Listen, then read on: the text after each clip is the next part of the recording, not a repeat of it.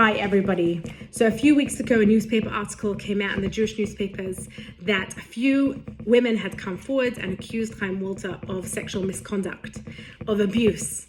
And it rocked the Jewish world because Chaim Walder is a very loved, trusted children's author of loads of books. He sold something like 50 million copies of all his books. He's also a radio host. He's also written newspaper articles. And he also counsels and therapizes children and young adults. And we're like, how could it be? No, it's probably not true. We didn't know. And then once these victims were brave enough to come forward, more victims came forward and more victims came forward. And it stopped being a story that was so unbelievable and it started being a story that halachically we can call it raglayim ledavar. That means now that so many people, over 20 people came forward saying the same story that happened over a period of a long time, we can no longer question the validity of their claim and we start wondering, what should we do next? And many people I know have a stack of books like I do of Kids Speak in their house. And the question now becomes, what should we do with his books? He committed suicide on Monday rather than face his victims and face a court.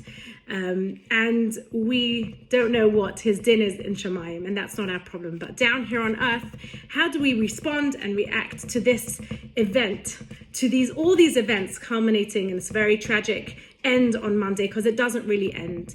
Abuse victims feel they're abusive and feel the vulnerability and feel the insecurity their whole life. It becomes the story of their life. And we all have him in our home. So there's been many opinions about what to do with his books, and this is my opinion. I want to say three things. The first thing I want to say is that Chaim Walder did not write books about maths or about science. He wrote books about morality. So he set himself up as the moral compass for our children. And then it turns out that he wasn't able to keep his own moral compass. And the reason why we all love his book so much is because it speaks to our hearts and our minds and our souls, and we want to instill values in our children, and we know the best way to do this is through stories. But you don't know which story in which book contains the story of one of his victims who went to him at their most vulnerable moment in their life and said, this is my story, this is what happened to me. And instead of just writing the story in one of these books, he groomed them and then he abused them over a period of many, many years. So in these books are actually stories of victims who are too embarrassed and humiliated by what happened to them to even come forward and tell you. You know that in Kids Speak 10 or Kids Speak 8, I'm the Yael, I'm the Rivka, I'm the Leah that he's speaking about. He then went on to abuse me. So they're not going to come forward, but we know for sure that they're in these books. So the first thing I have to say is that Chaim Walder's books are not like any kind of book. They're books about morality. And if we know him to be the sexual predator that he is, we now can no longer set him up as a moral compass. And the second thing I want to say is for those parents who say, listen, my kids are much too young, they don't know who Chaim Walder is. I want to tell you, in 5, 10, or 15 years' time, they will be old enough to Google Chaim Walder's name, and they will find out all the things that victims have come forward and said about him, and they will turn around to you and they'll say, Mommy, did you know that Chaim Walder was a sexual predator? And you'll say, yes, I knew. And then they'll say to you, but why did you read me his books? And you'll say, well, it's a bit of a gray area. And we suddenly set ourselves up for failure because we're telling our children that abuse is a gray area. There is no gray area. There is a zero tolerance policy for anybody who takes vulnerable people, especially our children, and abuses them in the most horrific way against all Torah, against all halachot. This is the definition of what a Chilul Hashem is. Somebody who pretends to be here for Hashem's sake and then is there only for their own ego and their own sake. And the third thing I want to say is that when we say we want to hear the stories of the victims, we want the victims to feel safe enough to come forward, we have to also be okay with listening to what they think, how they think that we should then move forward.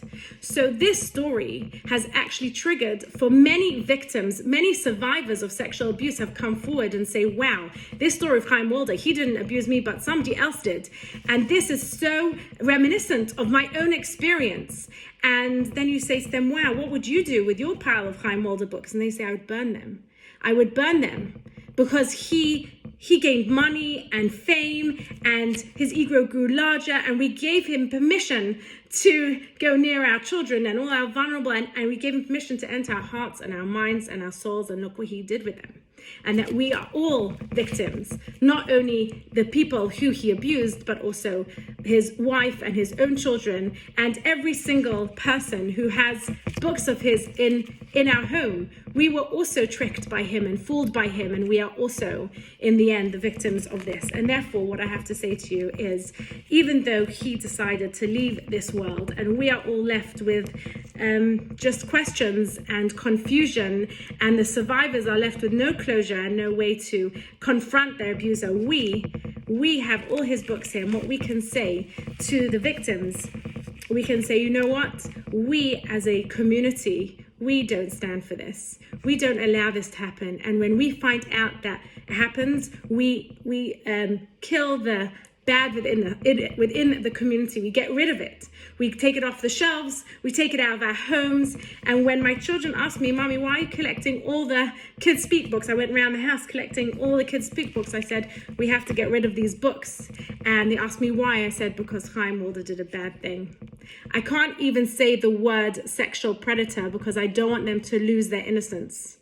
If I can't even tell them the bad thing that he did, I definitely can't read his books. And that is what I want to say. I would encourage everybody. Amazing articles have come out written by Rabbi Yitzchok Breitowitz, for one. I'll post links.